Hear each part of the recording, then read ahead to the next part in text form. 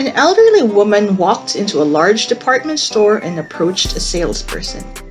She explained that she wanted to return an automobile tire she felt was unsuitable for her car.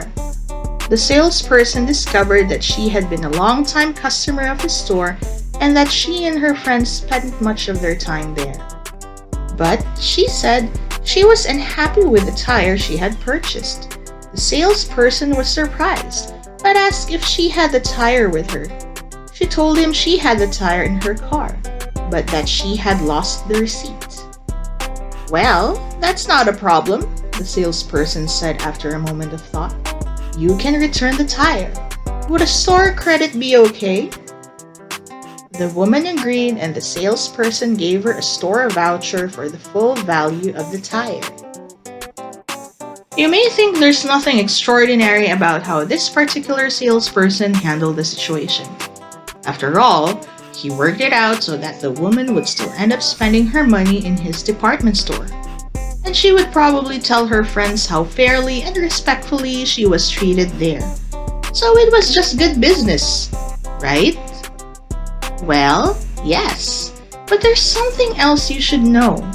This incident occurred in a store that doesn't sell automotive equipment, not even tires.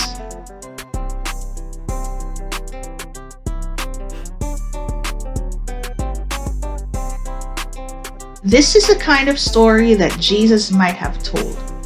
Consider the parable of the laborers in the vineyard who were paid a full day's wage even though they worked only an hour or two.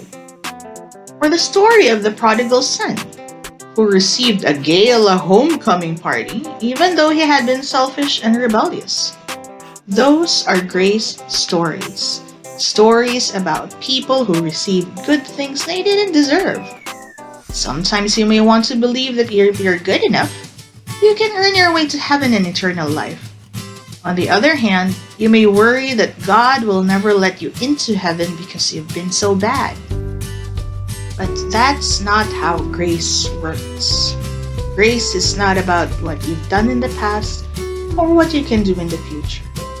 It's about what God can do right now.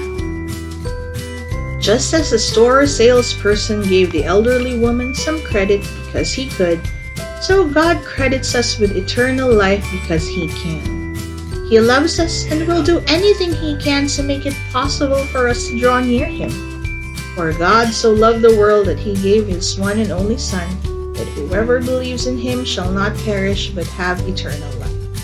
But God demonstrates His own love for us in this: while we were still sinners, Christ died for us. And now, Jesus calls us to treat others with grace as well.